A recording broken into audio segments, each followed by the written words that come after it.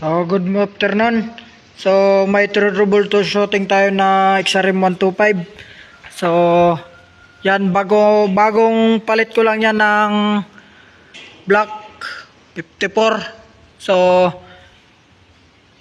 na wala lang yung kuryente. So, troubleshooting natin is lahat naman is nagpa-function.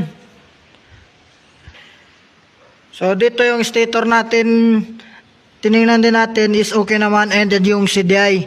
So, tinister natin to kanina. Ito yung gamit natin na tester. Ito. So, kung may connection ba sa galing sa stator yung ating papuntang sa CDI. So, meron naman. And then, chinek na din natin yung lahat ng wiring, yung ground, yung pulser, lahat yan. And yung negative natin, and yung ating sa ignition coil. So, ito. So, lahat naman yan is pumapunction papunta rin dito sa regulator.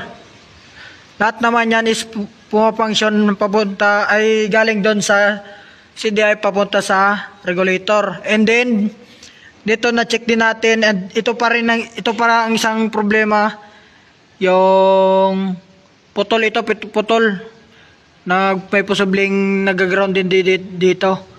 And then yan, mamaya lalagyan na din natin yan ng electrical tape. And ito naman, so dito natin pinutol na natin to kanina kasi once na nilagay natin yung socket dito kanina is hindi rin nagkukos ng kuryente, hindi bumibigay ng kuryente.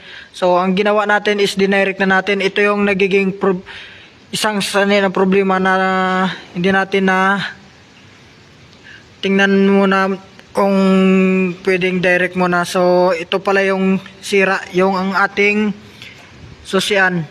So, thank you. Sana ay may napulot tayong aral sa ating pag-aayos. So, God bless.